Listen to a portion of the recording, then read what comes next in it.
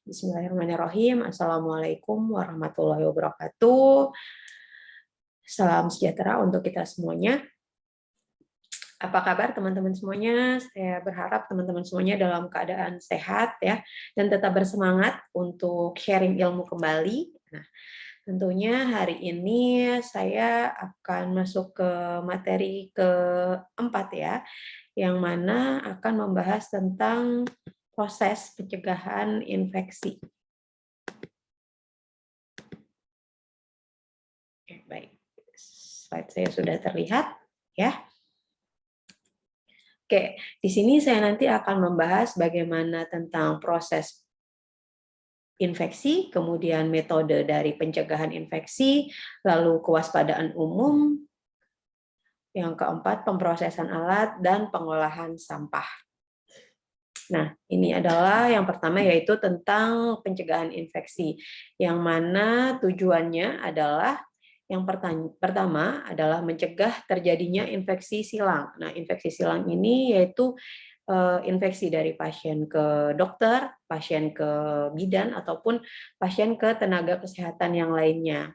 Nah, untuk yang kedua yaitu adalah untuk menurunkan resiko transmisi penyakit menular, yaitu penularan penyakit ya, baik dari tempatnya ataupun dari orangnya seperti itu.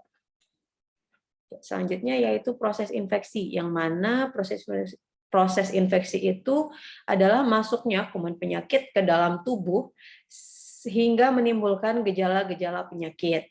Nah, ini akan dibagi menjadi dua, yaitu akan ada proses infeksi secara primer dan sekunder. Nah, untuk proses infeksi primer itu yaitu terjadinya secara langsung, yang mana akibat dari proses yang ditimbulkan oleh mikroorganisme itu sendiri. Nah, kemudian untuk yang proses infeksi sekunder, yang mana prosesnya adalah terjadi karena biasanya karena kelemahan dari sistem tubuh, kemudian kelaparan, kelelahan, ataupun luka. Nah, ini biasanya adalah ulangan dari infeksi sebelumnya. Nah, ini untuk kewaspadaannya, ada standarnya ya. Ini yang pertama adalah kita harus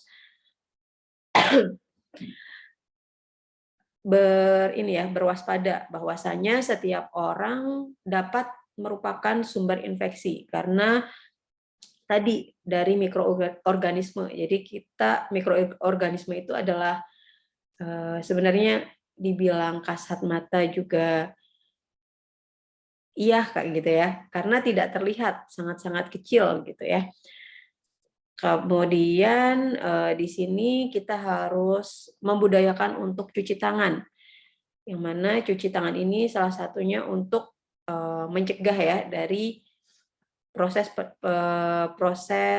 penularan atau transmisi itu tersebut.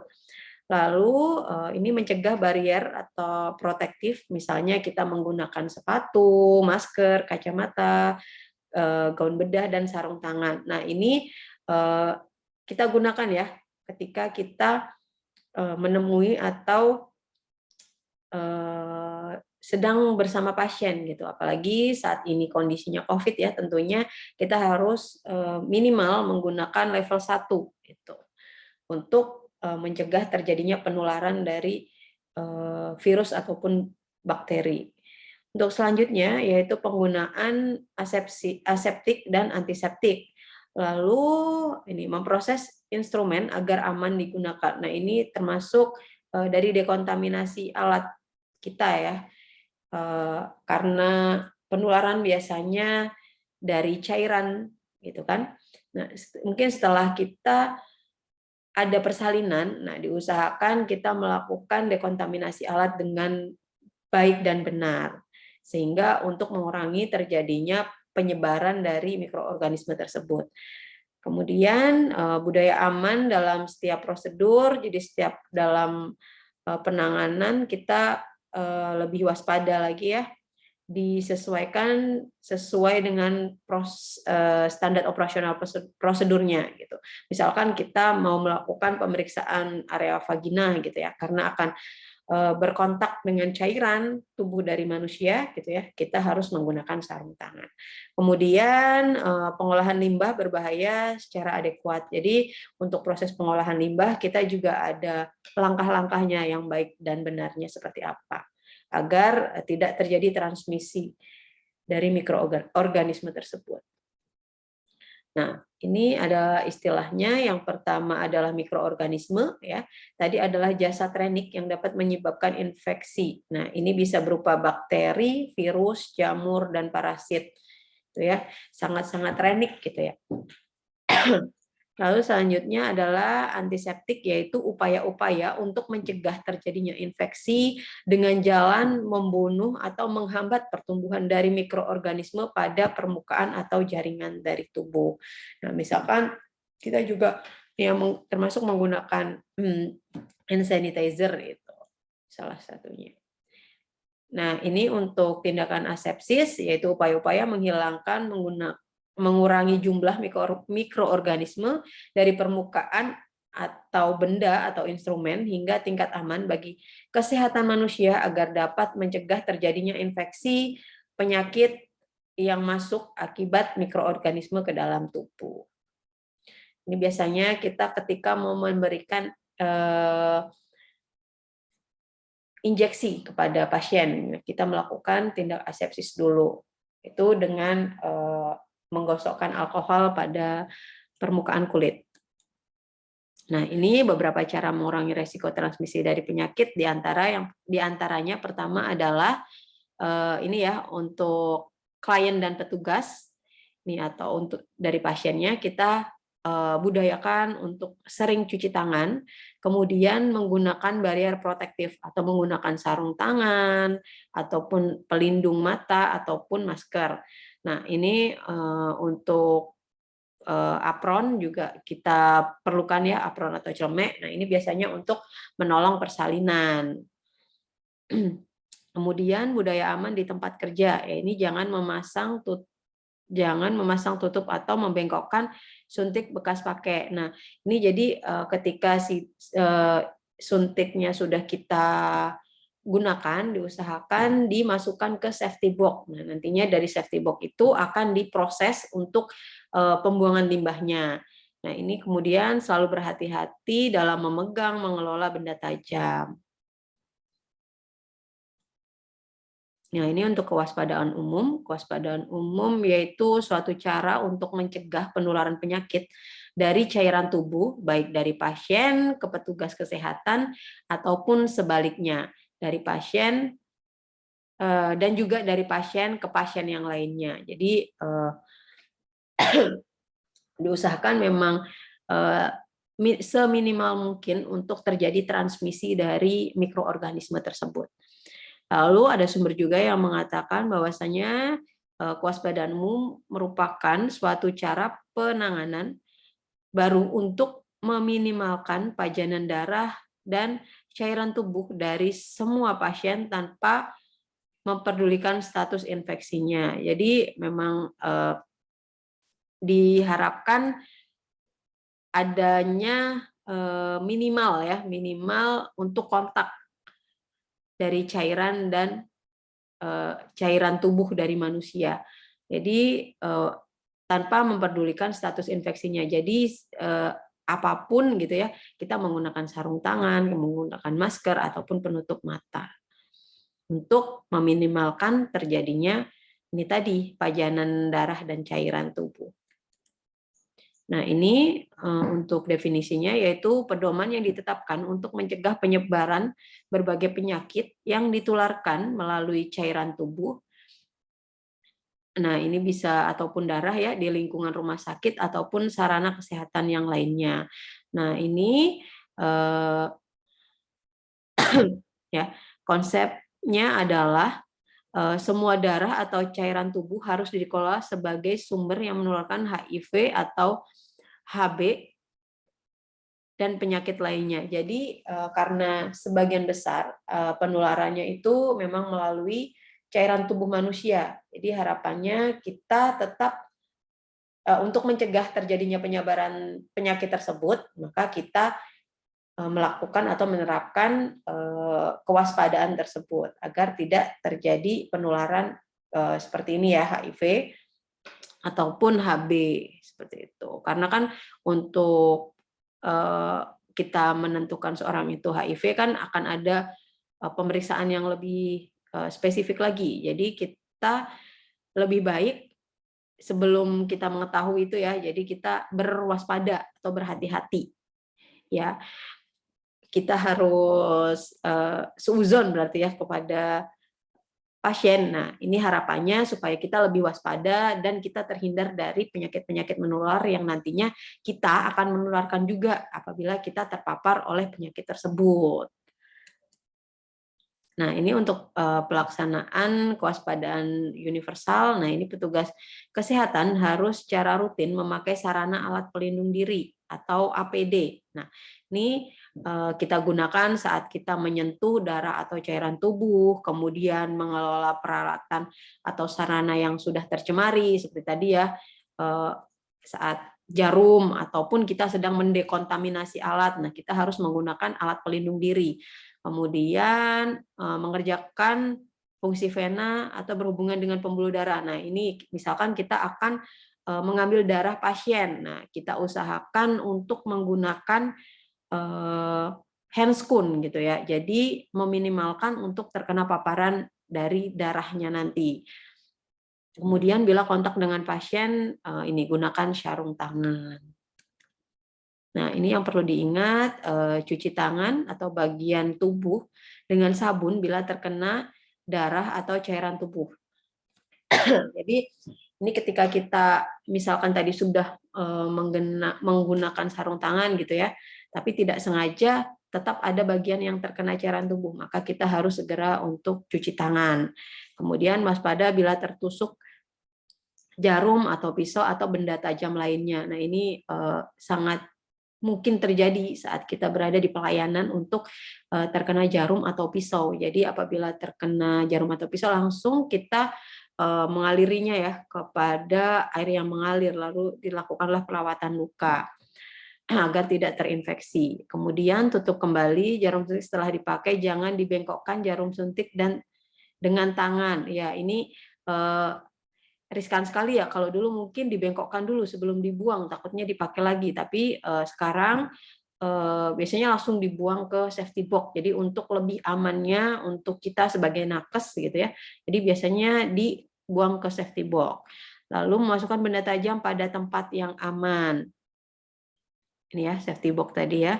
Lalu menghindari melakukan resusitasi dari mulut ke mulut. Nah, ini bisa terjadi transmisi juga.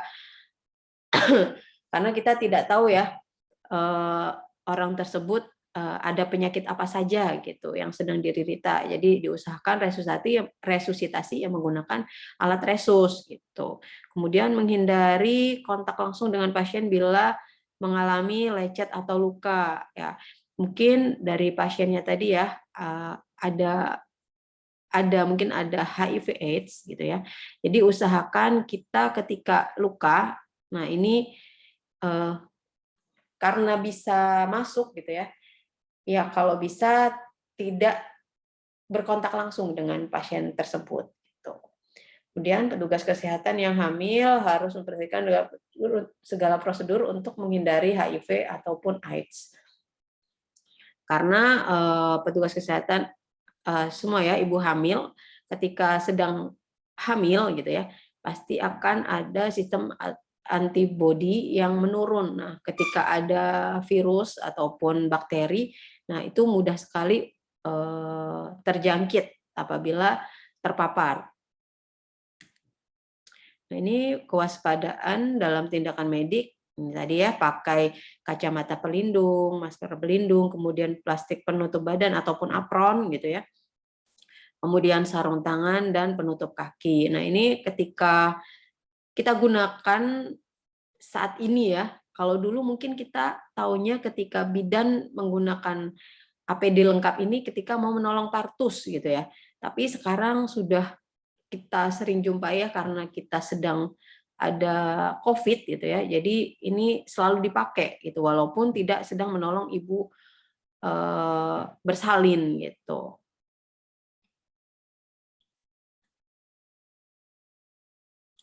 Kemudian ini untuk tindakan pencegahan infeksi dalam pelayanan asuhan kesehatan, tentunya kita harus meminimalkan infeksi yang disebabkan oleh mikroorganisme, kemudian menurunkan resiko penularan penyakit hepatitis ataupun HIV.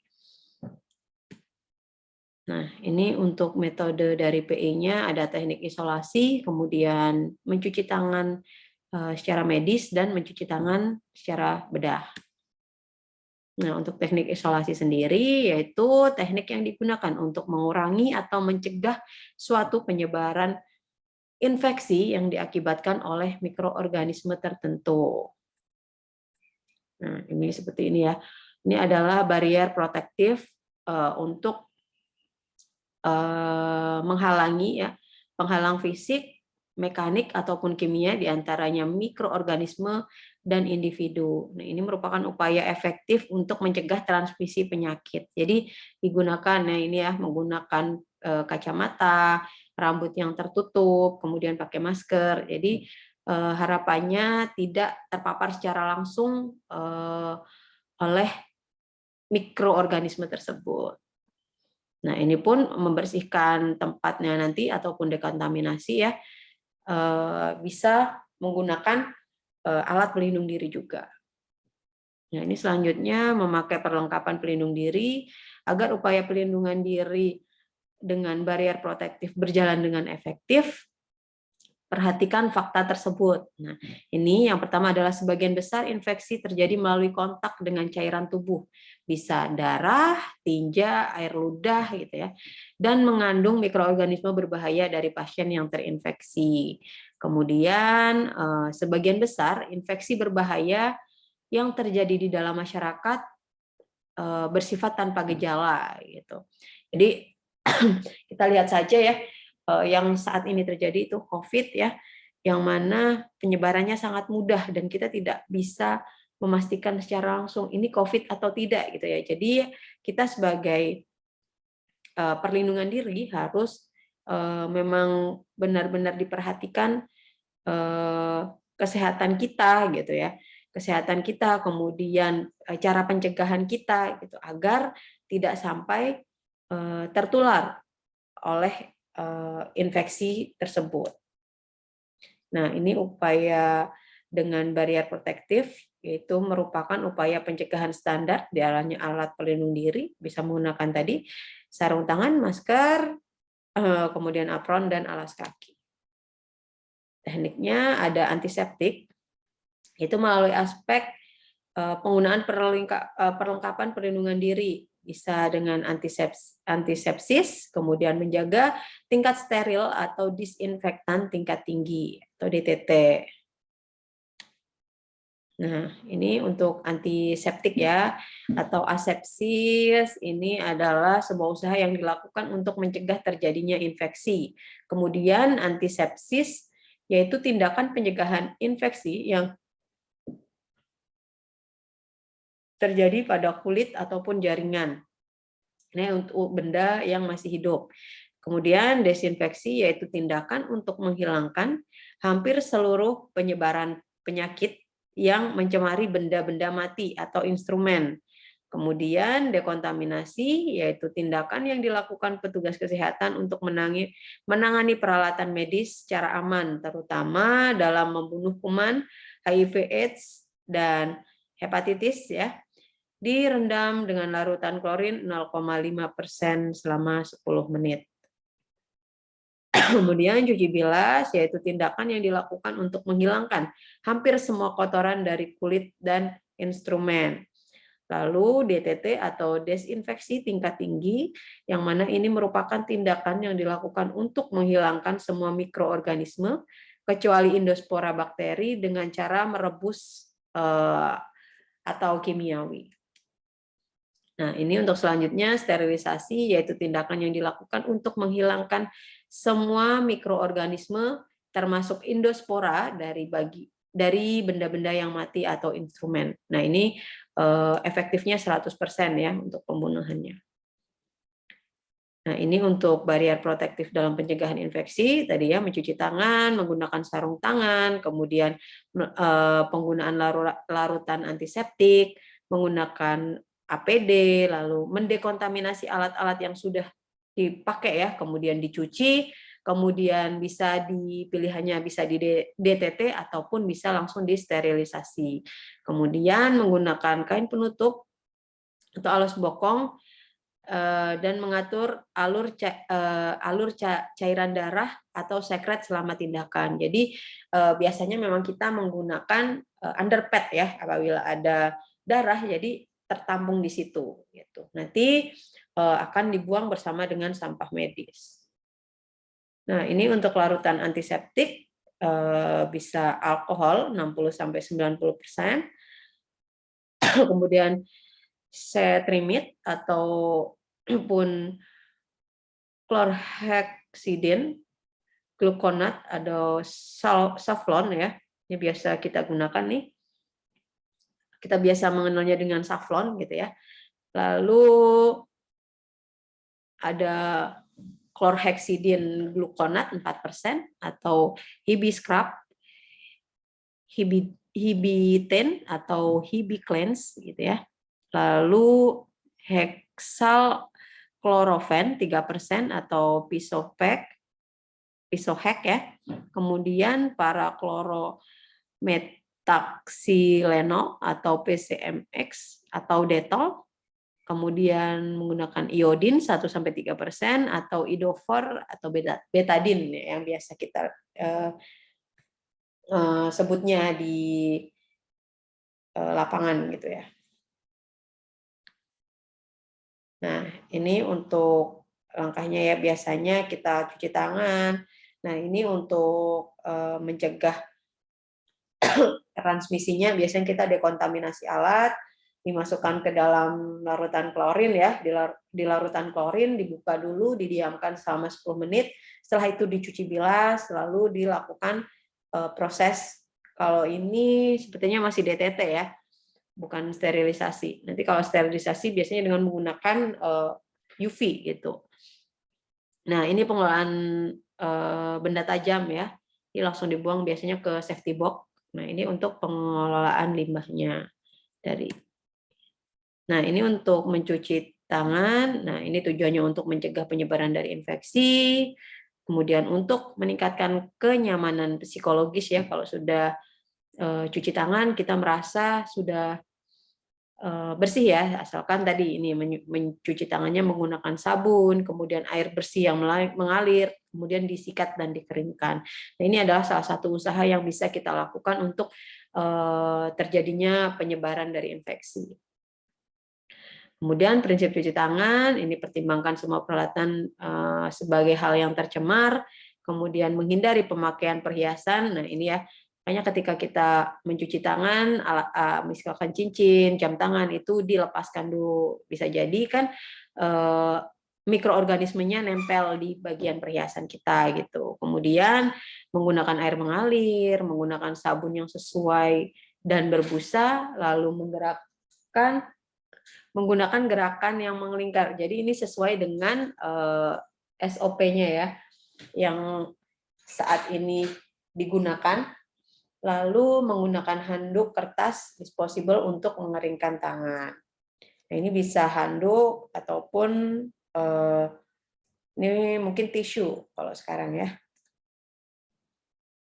Nah, ini untuk cuci tangan, kapan saja kita melakukan cuci tangan. Yang pertama adalah saat kita datang dan pulang dari tempat kerja, kemudian sebelum dan setelah memeriksa pasien, lalu sebelum dan setelah menggunakan sarung tangan, kemudian setelah terpapar darah ataupun sekret tubuh, lalu setelah bersentuhan dengan material berbahaya atau yang toksik, kemudian sebelum dan setelah makan, lalu setelah menggunakan toilet atau buang air besar. Di sini dikhawatirkan ada transmisi ya, jadinya kita harus memang lebih sering untuk melakukan cuci tangan. Nah, ini untuk langkah-langkahnya nanti akan dipelajari juga ini ya, untuk langkah-langkahnya di pengkajian praktik tentunya ya. Nanti teman-teman pastinya akan sering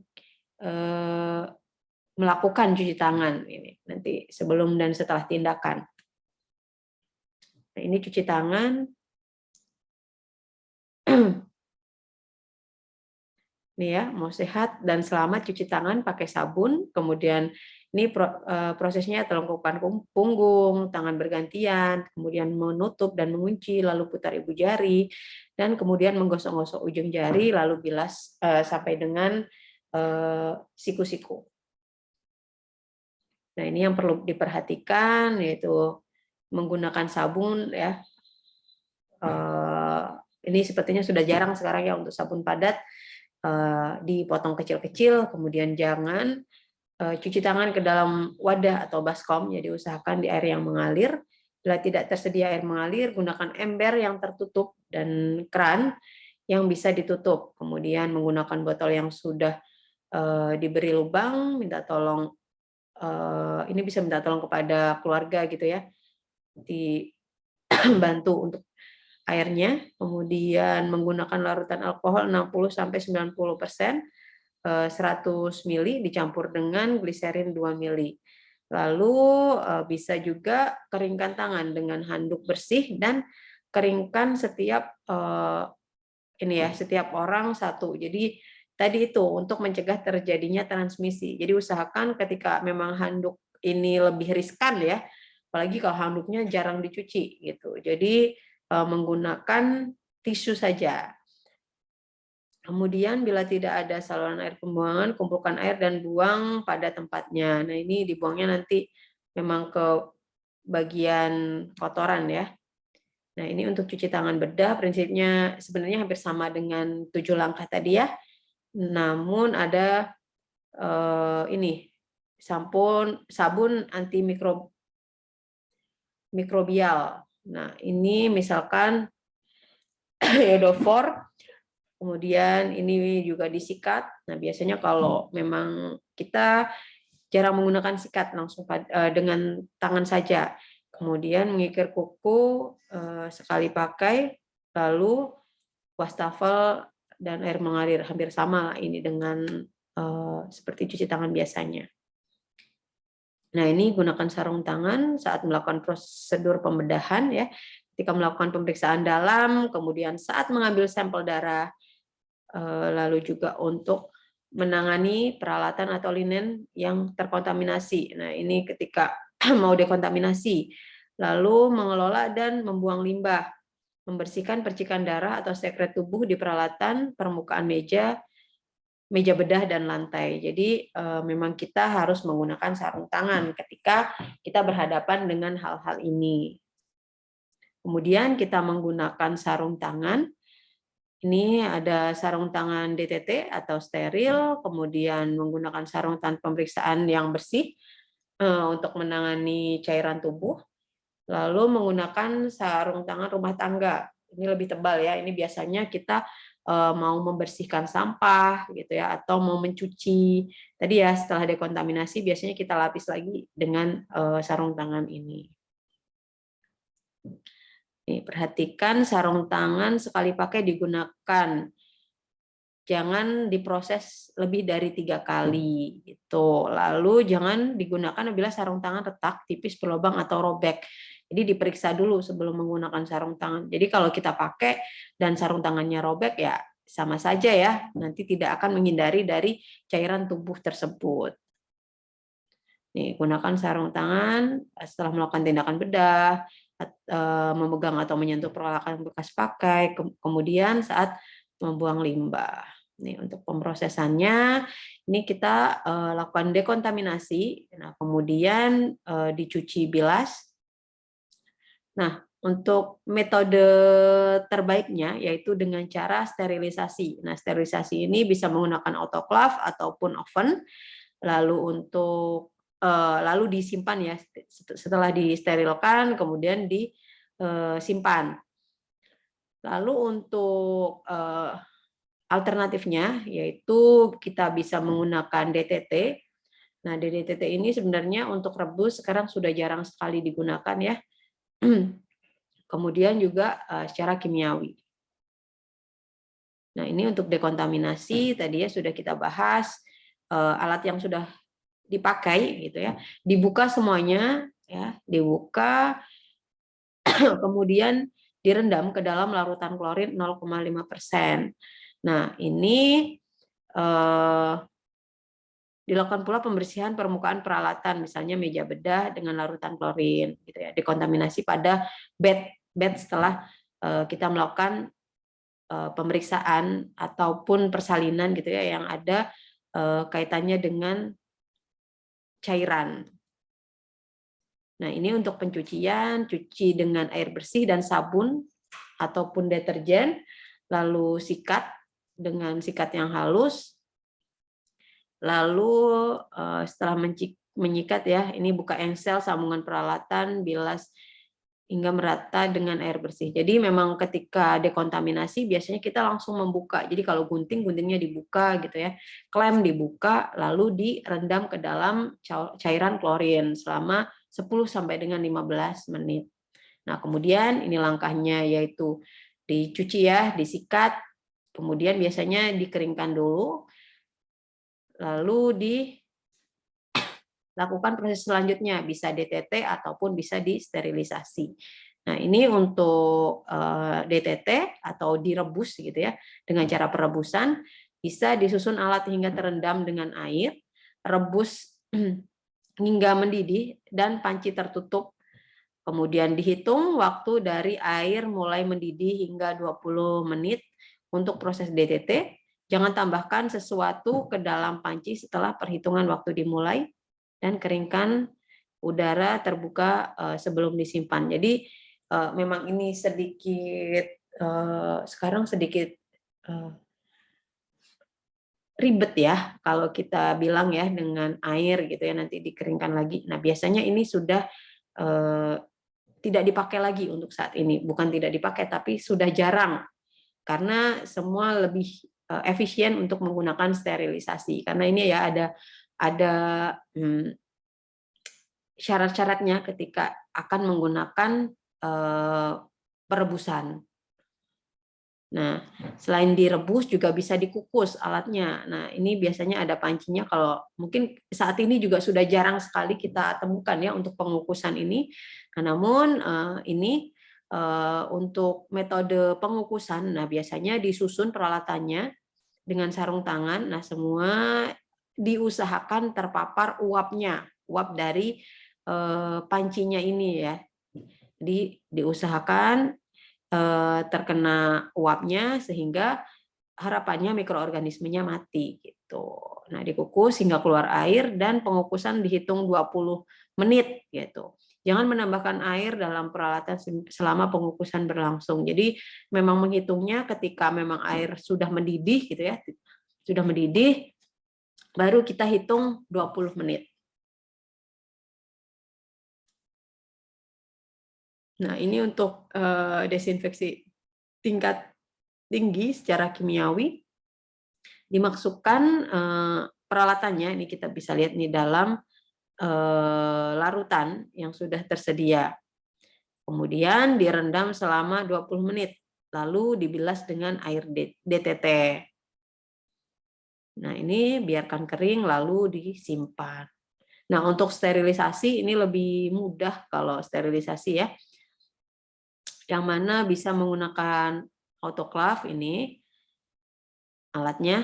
Nah, ini lebih gampang dan sekarang lebih sering kita temui baik di PMB ataupun rumah sakit. Kalau rumah sakit sih biasanya dengan CSSD ya sama saja. Jadi lebih jarang kita menemukan kalau di rumah sakit. Biasanya memang sudah dalam kondisi steril dimasukkan ke ruang VK.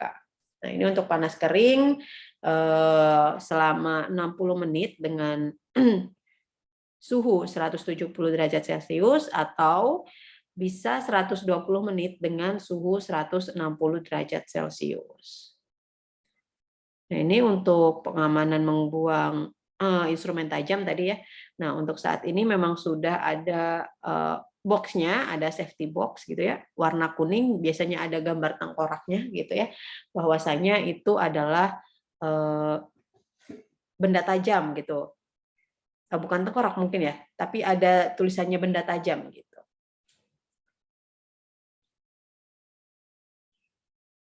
Nah, ini untuk pengelolaan limbah yang mana untuk mencegah infeksi atau cedera bahaya akibat benda tajam oleh petugas pengelola limbah, menghindari penularan dari penyakit ke masyarakat dan sekitarnya.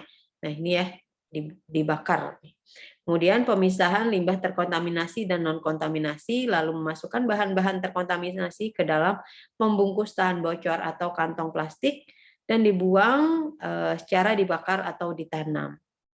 Nah, ini untuk pengolahan limbah, gunakan sarung tangan rumah tangga, kemudian tempatkan limbah berbahaya dalam wadah tertutup dan aman, memasukkan instrumen atau benda tajam ke dalam tempat khusus yang tahan terhadap tusukan tadi ya. Kemudian buang limbah cair pada saluran khusus. Nah, kemudian itu bakar atau tanam limbah padat yang terkontaminasi. Dan yang terakhir, cuci tangan, sarung tangan, dan wadah yang telah digunakan untuk mengelola limbah. Jadi tetap di akhir juga harus cuci tangan. Nah, ini untuk pemeliharaan lingkungan yang aman, tentunya harapannya bebas dari infeksi, kemudian pelatihan atau supervisi ketat secara berkala, kemudian ditetapkan secara tepat sebelum atau selama sesudah prosedur yang dilakukan, dan keteladanan berakibat buruk bagi tenaga kesehatan. Jadi karena kita semua beresiko ya, karena kita sering terpapar, jadi harapannya ya kita ikut serta dalam tindak ini penyebaran dari infeksi tersebut dengan cara melakukan proses-proses pencegahan infeksi. Nah, ini untuk tujuan pengelola sampah, melindungi petugas pembuang sampah dari perlukaan gitu ya. Jadi kita saja yang aman, tapi harapannya juga nanti petugas bagian kebersihannya juga aman gitu ya, terhindar dari luka. Jadi kalau kita sembarangan membuang jarum gitu ya, takutnya nanti petugasnya yang lain berimbas, bisa terjadi luka. Kemudian melindungi penyebaran infeksi terhadap para petugas kesehatan, selanjutnya mencegah penularan infeksi pada masyarakat sekitar, dan membuang bahan-bahan berbahaya yang bisa bersifat toksis itu ya, ataupun radioaktif dengan aman. Nah, ini jenis-jenis sampah, ada sampah terkontaminasi. Nah, ini terkontaminasi itu biasanya sudah terkena cairan tubuh manusia ya, bisa berupa darah, nanah, urin, tinja, ataupun duh tubuh atau cairan tubuh, serta bahan lain yang terkontaminasi.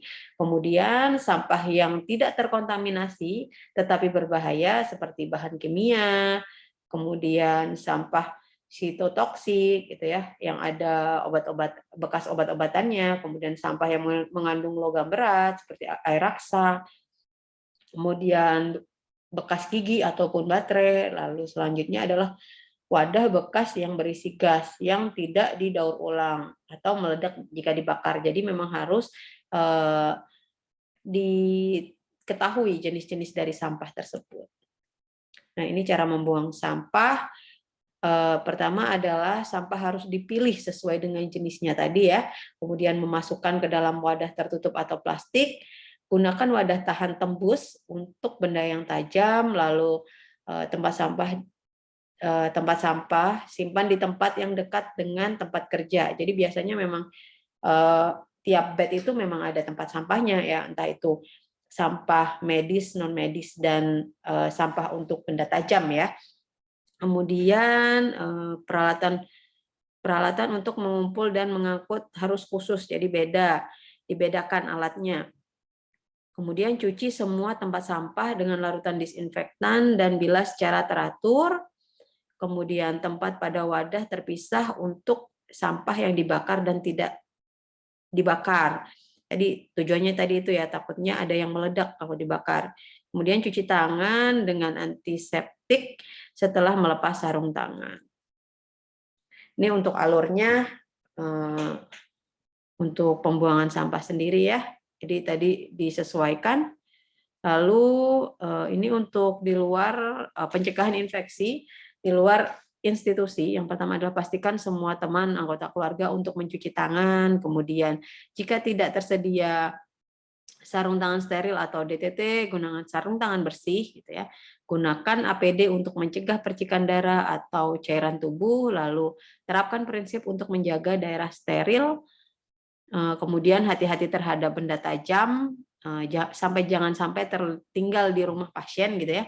Lalu tempatkan plasenta dalam plastik atau tembikar, atau sekarang juga sudah ada tempatnya sendiri ya.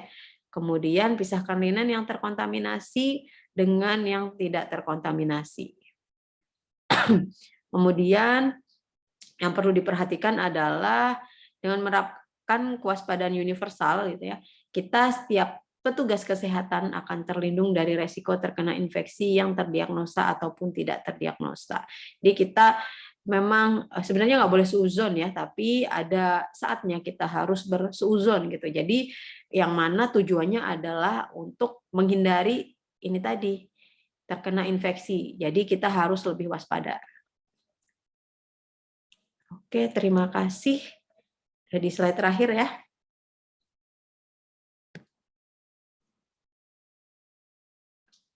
Oke, saya ucapkan terima kasih untuk teman-teman semuanya yang sudah bergabung dan menyimak materi dari pencegahan infeksi yang sudah saya berikan.